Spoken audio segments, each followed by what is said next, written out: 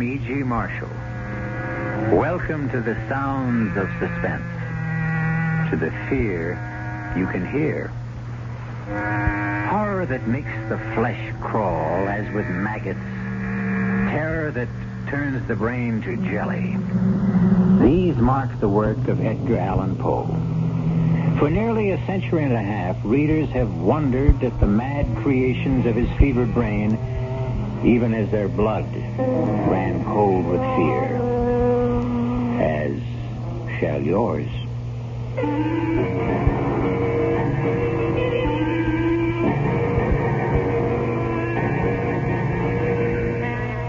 Our mystery drama, The Fall of the House of Usher, was especially adapted from the Edgar Allan Poe classic for the Mystery Theater by George Lothar and stars Kevin McCarthy. I'll be back shortly with Act One.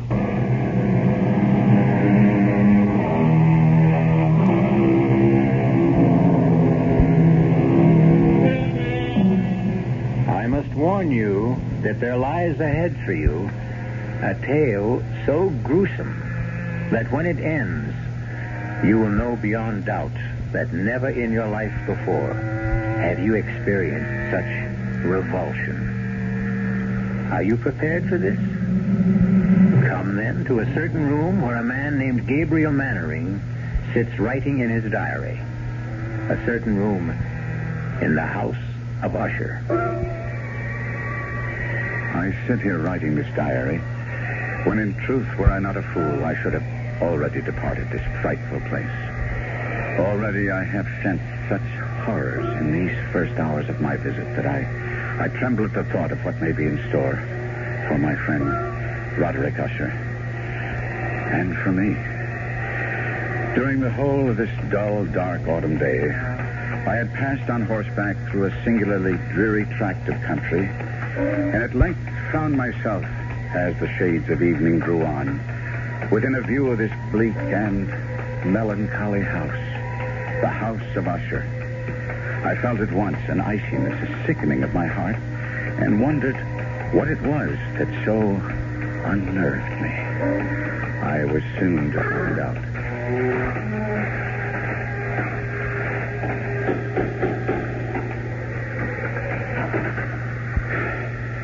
You would be Mr. Mannering, sir? Yes. My master waits you. One moment, my horse. Oh, we'll be well cared for, sir. Oh, that carriage standing there. That black carriage? Is there another visitor? Only the doctor. He is attending Miss Madeline. This way, sir. Thank you. Follow me now, sir. Oh. We turn here, the passage on our left. Now, this to the right. I had no idea the House of Usher was so vast. Oh, yes, vast. Above and below. Below?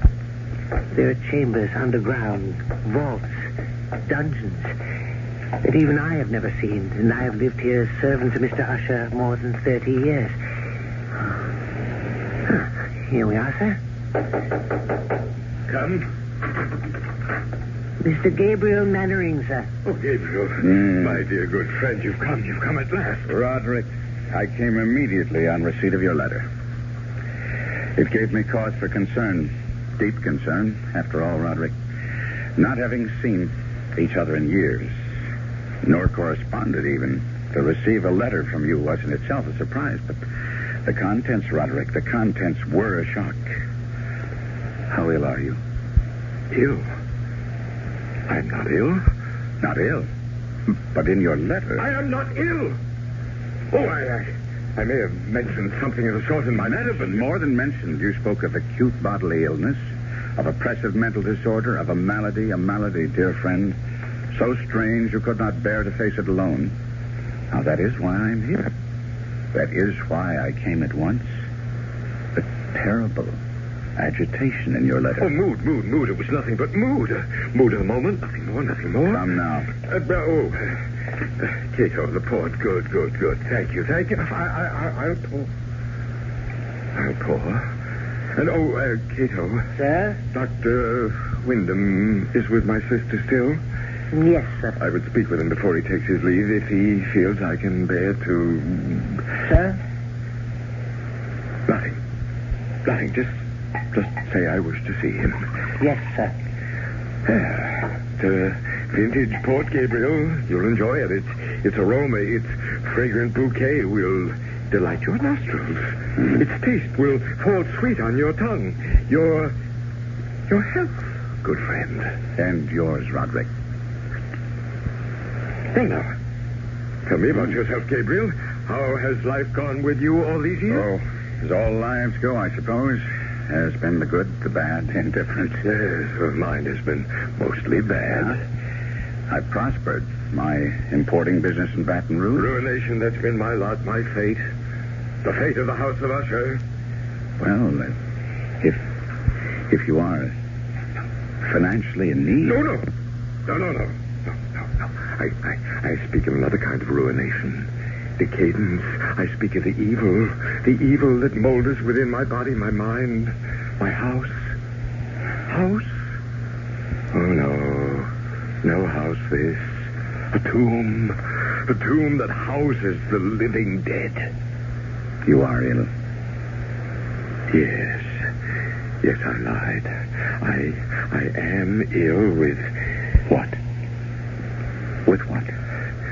With fear. Fear? Of what? I know not. Well, what do we all fear, each of us? What living thing has not known fear? It lives within us, this fear. It rots within us, as I rot within this house. But mark you, good friend, whereas with others fear rides like a restless maggot, only now and again with me it's ever present, a colorless slime growing within me, spreading, engulfing, drowning me. Roderick. No. I'm all right now.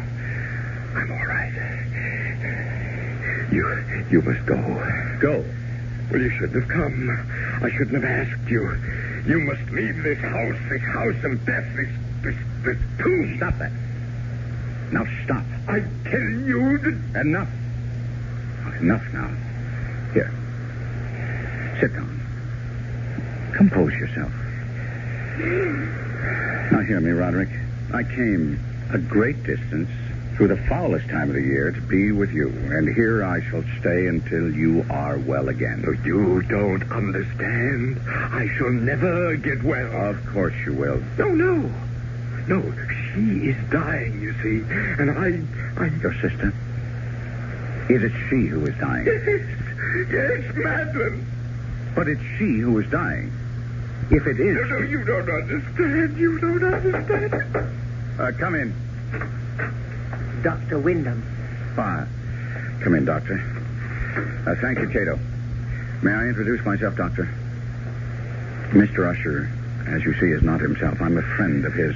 Gabriel Manning of Baton Rouge. Oh, how do you do? Louis Wyndham. I entreat your pardon, both of you. Now, Roderick. Well, my nerves sometimes. Yes, I know, and I'm sure Mr. Mannering understands. You've been taking the laudanum I prescribed? I used the last only yesterday. Well, I'll see that you get more. Oh, thank you. My sister? There's no change. How long? How long? Before death. I don't know. Your sister's malady baffles me. I don't know what is killing her, nor do I know what keeps her alive, when in truth, she's all but dead. Oh, would it be an impertinence, Doctor, for me to ask you what you mean by that? Well, no, Mr. Mannering. Quite simply, there have been times when Miss Usher, Madeline, has been devoid of all vital signs. Well, by this, I mean I've been unable at these times to detect a pulse, blood pressure, any respiration whatsoever. Yes. And yet, moments later, she's opened her eyes and returned to the world of the living. Strange. Yeah, I've encountered nothing like it in years of practice. It's not too far from the truth to say that she is dead, and yet she lives on. Yes. like the house itself. Now, Roderick, you mustn't harp I tell you, we are like this house. My sister and I, we are this house. The house is us. The house is dead, and yet it stands. Your aberration about this house. It is no aberration. It's the truth. The House of Usher crumbles, yet it will not fall. Madeline is dead, yet she will not die. And as for me, oh, heaven, the horror that awaits me. I'll send the laudanum as soon as possible, Mr. Mannering. There's little else I can do. Yes, I have other patients to attend. Thank heaven it's a moonlit night. I have many miles to travel. Good night. Good night. Roderick. Roderick? Yes? Roderick, I want to help you in every way I can. That's why I'm here. But now, you must do your part to help yourself. What do you mean? Well, I could be wrong, but it seems to me you let yourself go to pieces all too easily. This talk, this wild talk of your sister Madeline being dead and yet alive. Well, now, that's nonsense, you know. No. Yes, well, I'll agree with you with one thing, and one thing only. In a way, you have become this damnable house. No healthy, sane man could live here for long without beginning to lose his sanity, without serious damage to his nervous system. I've never seen such gloom, inside as well as out. This very room reeks of dejection, despondency, undusted cobweb furnishings, black drapes covering the window. Here, let me throw them back and at least get some moonlight, if not sunlight, into this place. There. That's... Roderick. What is it? There's a graveyard. I can see it in the moonlight. The family graveyard, yes. Who would be walking in it at night? What do you say? Well, where do you see it? There. Amidst the headstones. Oh. It's Madeline. What is she doing out there? Well, we'd better go and find out. Good Lord. In the doorway. What is it? Madeline! Am I that horrifying to look upon? Dear brother.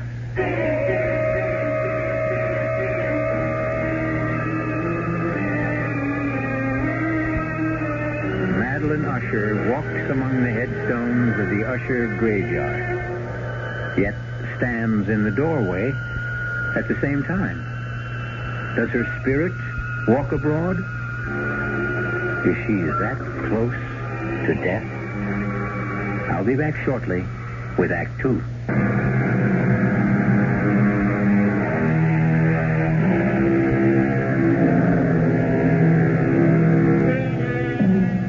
Again, I must ask if you wish to go on, and warn that if you do, you will experience a kind of horror for which I can find no words.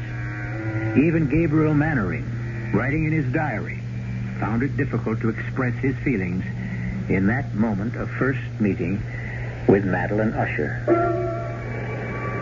I seek and cannot find words to recreate the terror of that moment. Not a woman, but a corpse stood before us in the doorway of that awful room. The very woman, or corpse, if you will, that but an instant before Roderick Usher and I had glimpsed in the moonlight graveyard beyond the window. If she is alive, I thought, she should be dead. Fatuously, I said, "You are Madeline Usher?" Yes. How do you do? I'm Gabriel Mannering. I know. You winced as you took my hand. What? You felt it. Coldness. No. Yes. You need not dissemble with me. Even now, you find it hard not to stare at the dark patches on my face, the putrescence that lives.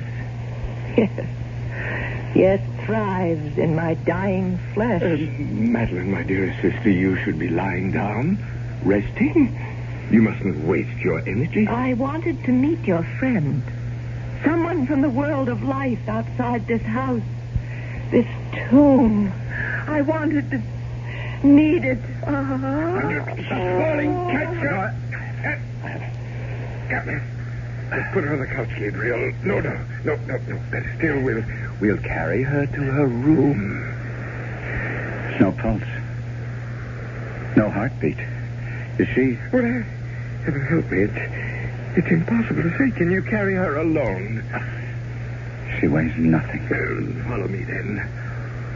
Oh, what evil stalks the House of Usher.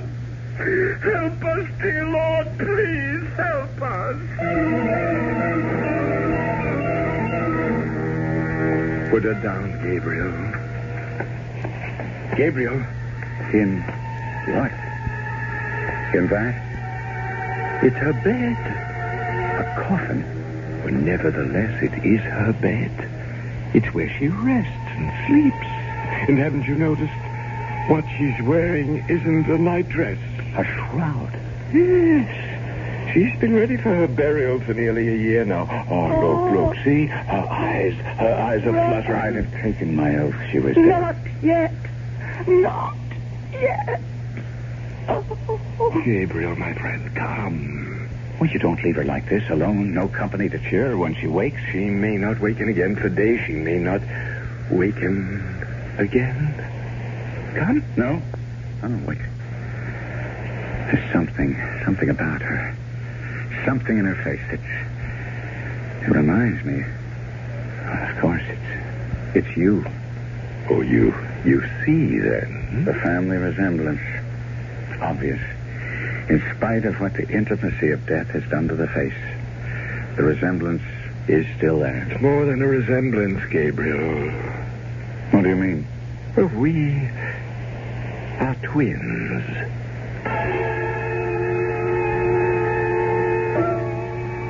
As my friend spoke those words in that chamber of death, a curious change came into his face. It floats before me even now as I write, a complexion gone so suddenly cadaverous. His eyes large, liquid, and luminous beyond comparison. Thin and pallid lips gone thinner, paler. For a moment, he seemed scarce human. I had tried to calm his fevered nerves by telling him it was his sister, not he, who was dying.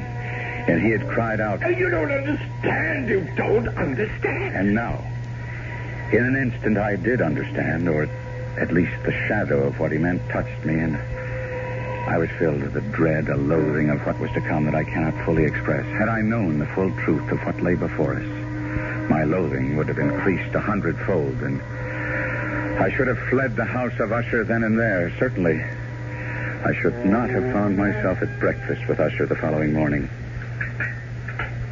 Another helping, Mr. Mannering? No more, Cato. Then I can give you the message. A message from whom? Miss Madeline. She wishes to see you at your convenience. Well, then I'll go to her, of course. Now, why do you look at me like that? And now why do you turn away? Cato, face me. Look at me. What is it? Cato, is it the odor? Yes, sir. You'd best not go, Gabriel, or if you do, another time. I don't understand. The odor, the stench of putrefaction. It's stronger at times than at others. And you mean that she... Take me to Miss Madeline at once, Cato. No. It will sicken you, nauseate you, even infect. Well, it can kill me and be damned to it, but I'll not disregard a last wish of a dying woman. Unlike you, Roderick, I do not fear death.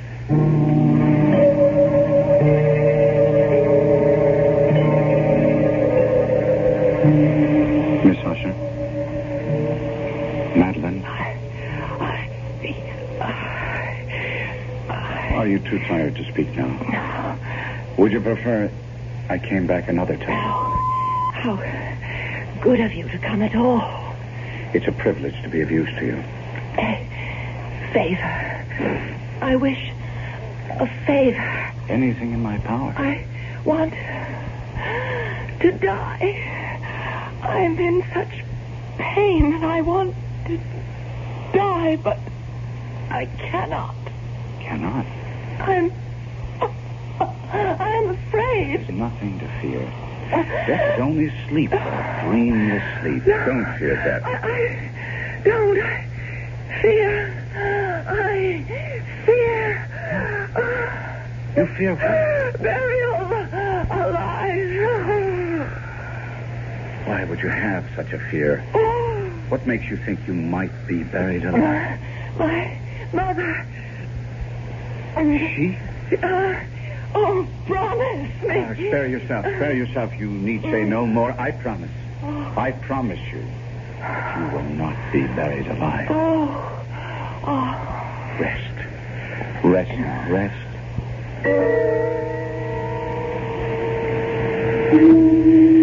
That is what you meant, Roderick, is it not? Like her, like your twin, you don't fear death so much as you fear being buried alive. Right, part of it. Yeah? Yes. Only part? Well, I fear... Oh, God, more than I can tell you. I fear what happens in death. Another aberration. As with the house, so with this. You are a man given to aberration. And what of that? You make as little sense as Wyndham. You think because you call a thing an aberration, it'll go away, that it will cure itself if you but name it. Reason. Common sense. Reason, common sense. When you speak to me, an Usher of reason and common sense, Do you not know of the madness that has tainted this family through its history? From the beginnings of the House of Usher, this house, this family, until now, until Madeline and me, the last of the Ushers, from beginning to end, from rise to fall. Roderick. Rise to fall. Roderick. From rise to fall. I had not thought on it before, but that is what it will be when she and I are dead. It will be the fall of the House of Usher. Yes, Cato. The laudanum, sir, from Dr. Wyndham. Oh, thank heaven. It has come none too soon.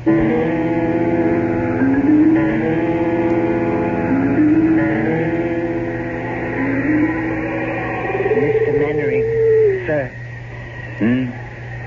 What? Oh, yes. Yes, Cato. You've been sitting here in the graveyard for nearly 2 hours. That long? Yes, sir. Tell me, Cato, how long have you been servant to Mr. Usher? More than 30 years, sir. But I thought I'd told you that the night you arrived just a week ago. Did you? Now, then I forgot. Were you here when the mother died? The mother of Mr. Roderick and Miss Madeline? Why do you ask such a question, I Miss don't Mannering? know. I don't know, really, except I've been dwelling on what Miss Madeline told me about her mother. Buried alive. Was she indeed? Sir, don't ask such questions. Don't dwell on such thoughts. Why not? It was discovered the mother had been buried alive. Yes. Tell me about it. Sir, I entreat you. Understand. You cannot stay in the House of Usher. No one can without something... I know not what, but something evil taking possession of his mind, his spirit, his very soul. It will happen to you. It is happening to you. No. You've been drawn here to this spot. You've been sitting here in the damp and chill for hours because you, too, have taken the first step toward madness. How did they discover she'd been buried alive? Sir, I beg you, turn your thoughts away from... How? If you must hear it. A few weeks after she had been buried, the coffin placed in that vault you see under the trees, it was discovered that she had been buried wearing a valuable ring. A ring? It contained a stone worth a fortune. It had been... Tell me about it. She had always worn it, and when the undertaker encoffined her, he neglected to remove it. He had no idea of its worth, or surely he'd have inquired whether the family wished her to wear it to the grave. And as you will understand, such was Miss Madeline's and Mr. Roderick's grief. They didn't think of the ring until weeks later. And decided to retrieve it. Yes. We went to the vault, the three of us, slid back the slab that covers it, and... sir, let us go in. Finish what you're telling me. There lay the coffin. The lid was in two parts. A lower part that covered her body from the waist down, an upper part from the waist up. This I pried up, and there... Go on. She lay face down. Her hands had torn chunks of hair out by the roots. Such was the agony of terror. Hands, do I say? Claws.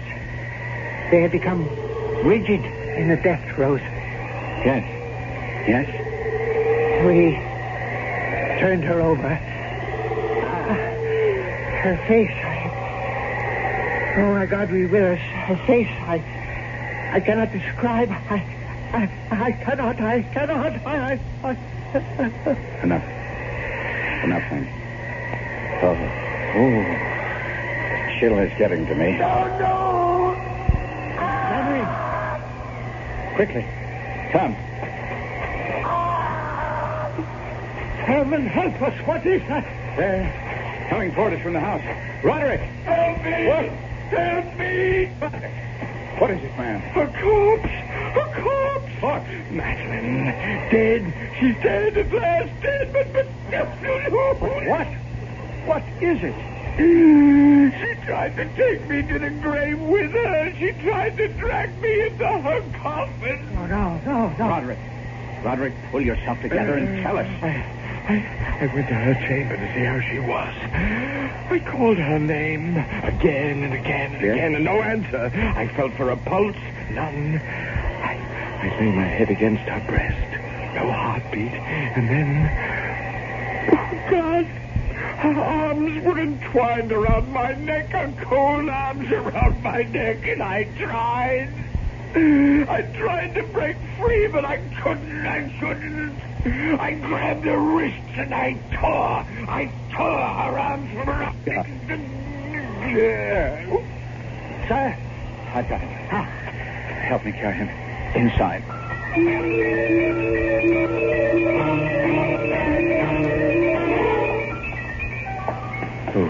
Oh, no. Now be calm, Cato. When Mr. Usher tore himself free, he must have dragged her half out of the coffin. Come. We must put her back in. Cato. I dare not touch her. Very well.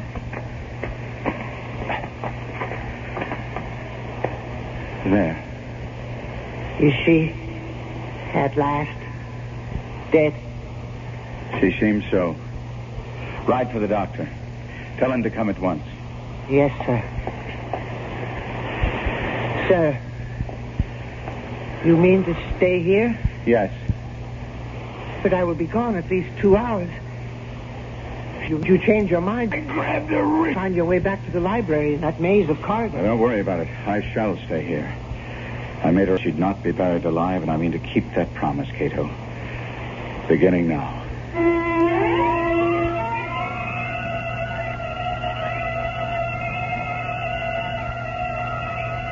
Alone in that chamber of death, within the House of Usher, Gabriel Mannering seats himself beside the coffin of Madeline Usher to keep his vigil and his promise, and wonders if he himself may not be going mad.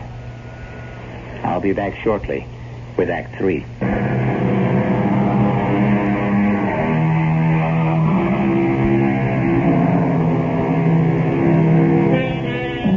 Terror so awful as to shatter the human mind haunts the House of Usher, hangs like a shroud in the air, drips on the spirit like the very slime upon the decaying walls. As Gabriel Mannering sits beside the coffin of Madeline Usher, he feels this terror seeping into him. seeping into me like a rising tide of pollution. Cato said he would be gone 2 hours in fetching Dr. Wyndham, but to me, it seemed like 20 before I heard his returning footsteps. You don't look well. I'm all right. Sir, you deceive yourself. Well, never mind now. I'm seeing Miss Usher. That bag, Cato? Thank you. Heart first. Mm-hmm. Is she? No, there's no heartbeat. None whatever. No pulse. No vital signs at all. She is gone, then? Hey, Mr. Mannering, I have attended her in this strange illness for nearly a year. I've seen her in this state 4 times before. What's to be done? What indeed? Well, I would wait a few days at least, and then I should bury her. No. No? She feared to be buried alive. Yes, I know. Her mother. You attended her? No, another man. From what I've been able to learn, I judge her illness was similar, just as unaccountable as baffling. Well, Mr. Mannering, she did indeed fear the same fate her mother suffered, but I think that after, say, 3 or 4 days... I say no. At least a week. No, 2, even 3. You don't know what you're saying. You can't keep a body for 2 or 3 weeks. Especially hers. Why especially hers? Well, look at her, man. Here. See? Under the skin of the cheeks. Those gray patches. She's partially decomposed already. I gave her my word, Doctor. I said we would make sure. There is an evil in this house. A sinister, malevolent thing that fastened itself on the Ushers years ago. And is beginning to fasten itself on you. Now, Doctor. Now, hear me out. I have not seen you in some days. The moment I came into this room, I saw it. I tell you, I saw it. The change in you. The sickening in you. I do not use this word lightly, Mr. Mannering. The insanity in you. You are right. I gave Madeline Usher my word she would not be buried alive, and she will not be. Now, I see that I cannot dissuade you. Very well. Do as you wish. And may God help you.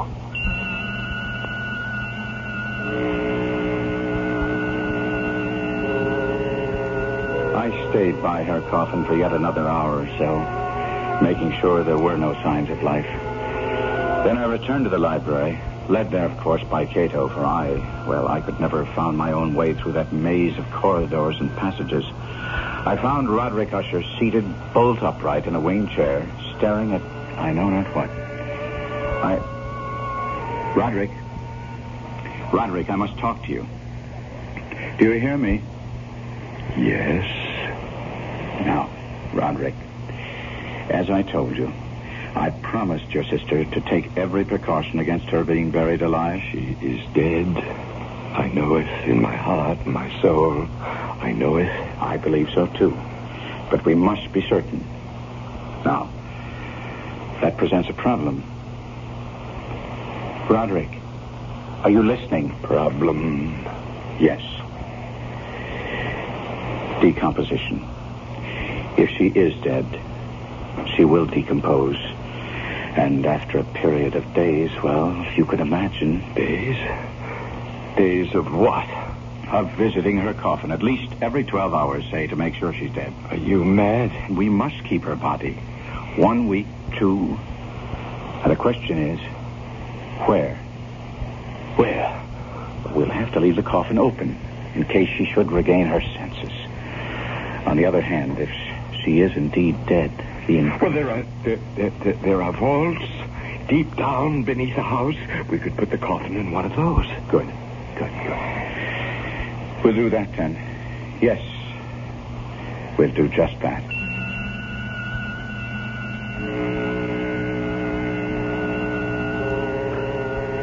Together, Usher and I arranged for the temporary entombment of Madeline, his twin.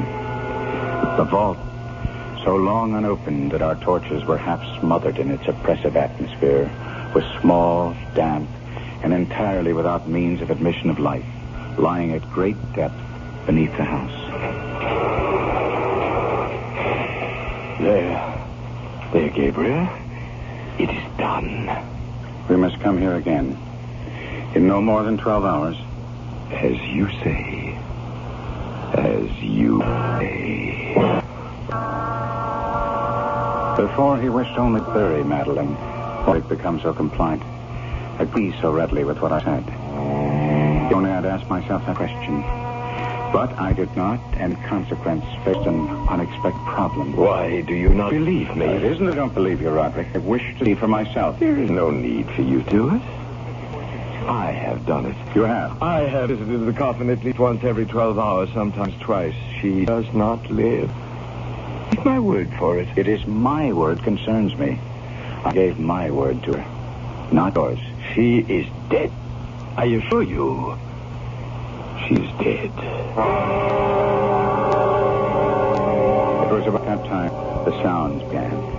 Strange knockings, creaking. Perhaps it had begun before, but I had not at first. I would hear some curious sound from below and say to Roderick, "What was that? What was what? Listen." What is that? Rats, perhaps? Rats? Well, the house is infested with them. I've never heard rats make sound like that. I answered. Time went on. And it seemed to me the sounds grew louder, and I would say to Roderick, "Listen." And he would answer. A door banging in the wind somewhere. And I would say, "There is no wind." He would answer, "Well, then it's something else. Don't bother me." And on that fatal night, as we sat in the library, he sitting, staring vacantly at nothing, trying to read, but my mind was on that awful chamber of death far below him, outside the wind gathering for a storm. It happened. I became aware of distinct, hollow, metallic, yet muffled reverberation. Complete unnerved, I leaped to my feet and looked at Usher. His eyes were fixed before him, and throughout his whole countenance there reigned a stony rigidity. I said, "Roderick, do you not hear it?" "Yes, I hear it and have heard it, as you have. Long, many minutes, many hours, many days have I heard. Yet I dared not speak. No, touch me not. I am accursed. For I heard the sounds as did you, but I dared not speak and dared not go. Not go? My God, are you telling me? That not once have I gone down to see. I dared not. We put her living in the tomb. She comes. For me. Listen. Now listen and know. We've heard the rending of coffin, the grating and iron hinges of a prison, struggles within the covered archway of the vault. And now, she comes for me. The moment she'll be here. I hear her footsteps on the stair. I hear the horrible beating of her heart. She comes for me, she comes. I tell you, she stands outside the door.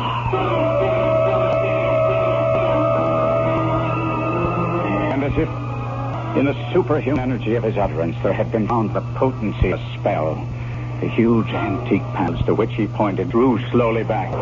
And outside those doors did stand the towering and enshrouded figure of Madeline. There was blood on her white robe, evidence of some bitter struggle on every portion of her putrefied frame. For an instant she remained trembling and reeling to and fro upon the threshold. And then with a moaning cry, fell heavily in on her brother. And in her violent, now final death agony, bore him to the floor. A corpse. A victim to the terrors of all he had anticipated.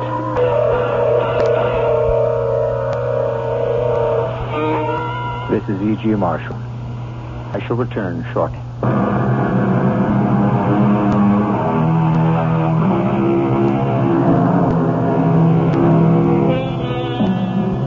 The manuscript of The Fall of House of Usher ends thus. I fled from the house, leaving all behind me. As I ran, I heard a sound so horrendous it made me stop and turn. My brain reeled as, looking back, I saw the mighty walls of the house burst asunder. And in a few moments, the moon, breaking through scudding clouds, a blood-red moon, revealed the end. The fall of House of Usher.